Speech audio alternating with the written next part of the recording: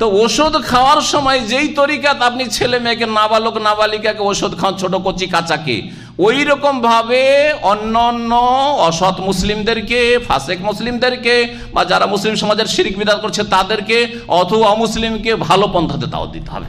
উদউ ইলা সাবিল রাব্বিকা বিল হিকমাতি ওয়াল মাউইযাতিল হাসানাতি ওয়াজাদিলহুম বিল্লাতি হিয়া আহসান। ভালো পন্থায় দাওয়াত যা শিখেছেন তা পৌঁছাতে হবে। আল্লাহ পাক এই দায়িত্ব দিয়েছেন। যা কিছু আপনি শিখলেন, এলেম শিখলেন, 1 নম্বর, তাই না? 2 নম্বর, এবাদতের ক্ষেত্রে নিজেকে সংশোধন করার জন্য এবাদতে আপনি যত্নবান, মেহনতি, আমল সুন্দর করলেন। হ্যাঁ, আকীদার গুরুত্ব দিলেন, আকীদা আপনি ভালো করে শিখলেন এবং আকীদা পাকাপোক্তা করলেন। তারপরে নিজের আখলাক চরিত্র নিজের ভালো করলেন। এগুলি সব আপনার সাথে কিন্তু সংশ্লিষ্ট, তাই না? এই 4টা যখন হইল, তাহলে আপনার মতো আরো অনেক মানুষ তৈরি করতে হবে। আপনাকে মানুষ তৈরি করা ফ্যাক্টরি তৈরি করতে হবে।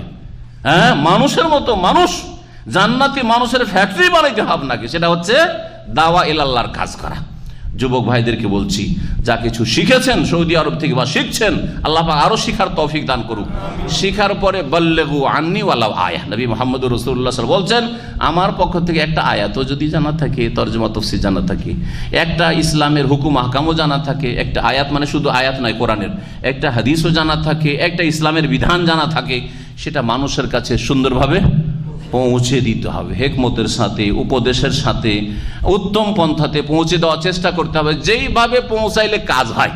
যেমন বাচ্চাদেরকে আমরা ওষুধ খাওয়াই, ট্যাবলেট খেতে চাই কি, এমনকি সিরাপ অনেক সময় খেতে চাই না, তো কি করে খাওয়াই আমরা? হ্যাঁ, কিভাবে খাওয়াই? হ্যাঁ, আদর করে, তাকে খুব আদর করছেন, খেলাচ্ছেন, খেলাধুলা ওকে ব্যস্ত করে দিলেন। তাতেও যদি না খায়, ওতে একটু চিনি দিয়ে দিলেন, একটু মিশ্রি দিয়ে দিলেন, একবার শরবতের মতো করে দিলেন। হ্যাঁ, তাকে কিছু প্রলোভন দিলেন যে তুই ওষুধটা খেয়ে নে, তাহলে তোকে কালকে স্কুল যাওয়ার জন্য 5 রিয়াল দেবো। হ্যাঁ, খুশিতে খেয়ে নিল, ঠিক না? নাকি পিটিয়ে পিটিয়ে খাওয়ান ওষুধ নিজের ছেলে মেয়েকে? না খেলে তোর হাত পা ভেঙে দেবো, এরকম করে খাওয়ান কি? যদি করেন তো এটা পাগলামি, এটা তরিকা না। জি হ্যাঁ, বমি করে দিবে।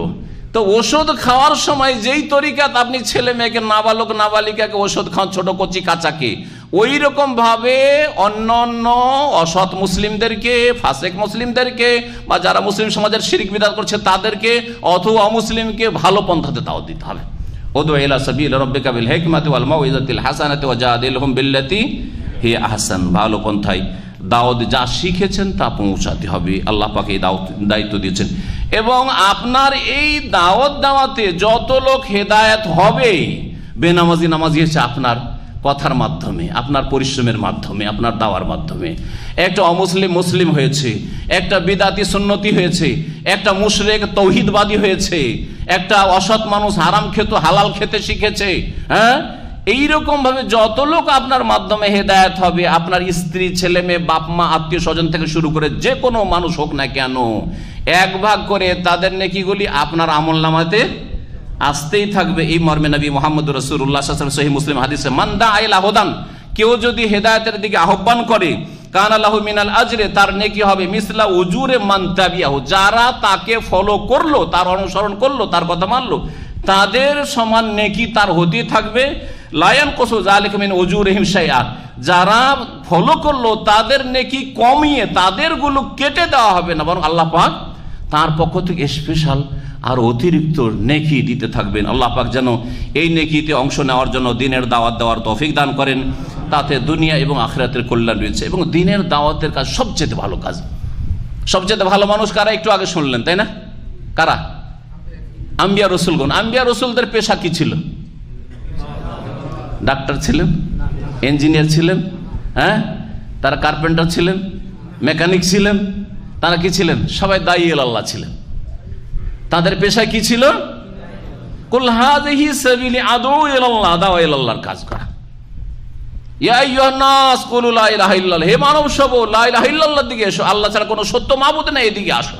জি হ্যাঁ, এই ছিল আম্বিয়া রাসূলগণ সকলের দাওয়াত। তাদের পেশাই ছিল নেকির কাজের দিকে আহ্বান করা, গুনাহের কাজ থেকে সতর্ক সাবধান করা।